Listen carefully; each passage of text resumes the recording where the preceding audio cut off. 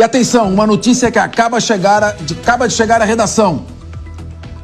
Diante das declarações desta manhã do governo de Israel, que considerou o presidente Lula como persona non grata em Israel, o ministro das Relações Exteriores, Mauro Vieira, que está no Rio de Janeiro para a reunião do G20, convocou o embaixador israelense, Daniel Zonshine, para que compareça hoje ao Palácio Itamaraty, na capital fluminense, para dar explicações. Além disso, o governo federal chamou de volta o embaixador brasileiro que está em Tel Aviv, Frederico Meyer, que embarca amanhã para o Brasil. Explica para nós isso, estamos a um passo de romper relações diplomáticas com Israel? Capês, é importante a gente entender o contexto. Primeiro, nós temos um embaixador brasileiro, representante do Brasil em Israel. Da mesma forma que Israel tem um embaixador aqui, portanto, um representante israelense que os representa no Brasil. Diante de toda essa confusão armada a partir da fala do presidente da República, e eu digo confusão porque o próprio líder israelense externou publicamente o incômodo, o seu incômodo e o incômodo dos nacionais do seu país. O que Israel fez? Chamou o embaixador brasileiro, representante do Brasil, que está em Israel, para que ele justificasse o que o presidente da República fez.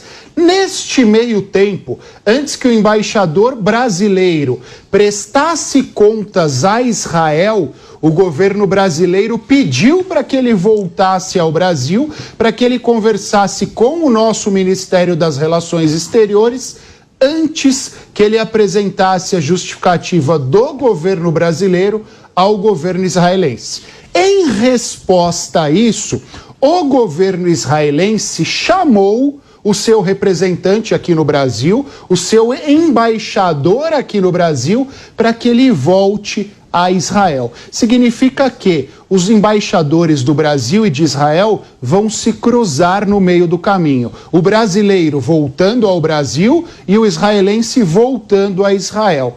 O simples fato deles serem chamados de volta aos seus países, por si só, não demonstra nenhum problema. Contudo, quando nós lembramos as circunstâncias nas quais estamos envolvidos, e quando nós lembramos que chamar o embaixador de volta para o seu país, em termos de simbologia de relações internacionais, é uma demonstração do país, ou para o país onde ele está, que nós não mais concordamos com algum aspecto ou com alguns dos aspectos feitos por aquele país em relação a nós. Significa que Israel já perguntou ao governo brasileiro o que está acontecendo e o governo brasileiro, ao invés de justificar diretamente, chama o nosso embaixador como uma forma de represália ao governo israelense. Pergunta Leandro Ferreira. Cássio, pergunta rápida. Essa história de declarar persona não grata é algo que um ministro como o de Israel pode fazer assim unilateralmente? Vale?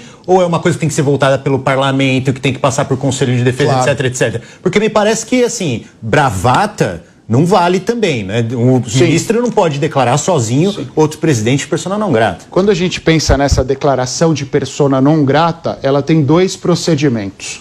Um procedimento estabelecido em tratados significa que, para a Organização das Nações Unidas e para a convivência bilateral ou multilateral dos países, aliás, há a necessidade desta declaração e, obviamente, que sejam superados determinados procedimentos. Contudo, a gente precisa lembrar que Israel vive uma excepcionalidade. Israel vive um declarado estado de guerra. E quando há um estado de guerra declarado, determinados direitos e determinadas formalidades são superadas. Por isso que, neste momento, há a possibilidade do ministro das Relações Exteriores declarar. E é muito importante não confundirmos o povo judeu e a população de Israel com o governo de Benjamin Netanyahu, que nesse momento é muito questionado e se encontra Israel em aliança com a extrema-direita. Ele é polêmico, dentro de Israel há muita oposição.